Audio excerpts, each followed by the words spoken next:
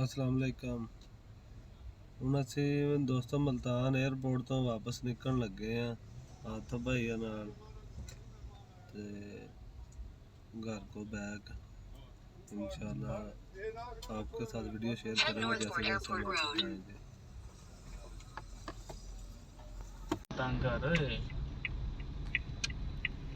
निकल पे जी असी एयरपोर्ट तो बाहर की तरफ उधरों ਦੀ ਨਹੀਂ ਆਪਾਂ ਨਿਕਲਣਾ ਉਧਰੋਂ ਦੀ ਆ ਵਾਪਸੀ ਇੱਧਰ ਨੂੰ ਕਰ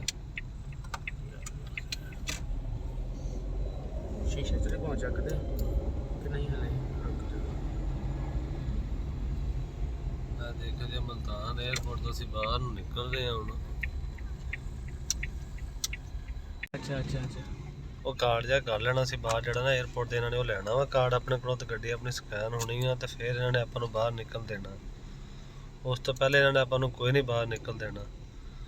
에ਅਰਪੋਰਟ ਤੋਂ ਅਸੀਂ ਬਾਹਰ ਨਿਕਲਣੇ ਆ ਜੇ ਤੁਸੀਂ ਦੇਖ ਲਓ ਦੋਸਤੋ ਵੀਡੀਓ ਮਲਤਾਨ 에ਅਰਪੋਰਟ।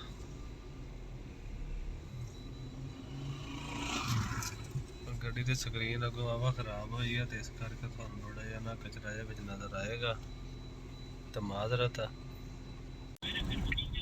ਆ ਲੋਕ ਆਪਣੇ ਪਿਆਰਿਆਂ ਨੂੰ ਲੈਣ ਵਾਸਤੇ ਖੜੇ ਆ ਜੀ ਬਾਹਰ 에ਅਰਪੋਰਟ ਦੇ ਕੋਈ ਅਲਵਿਦਾ ਕਰਨ ਵਾਸਤੇ ਭੇਜੇ ਹੋਏ ਖੜੇ ਆ ਬਾਹਰ।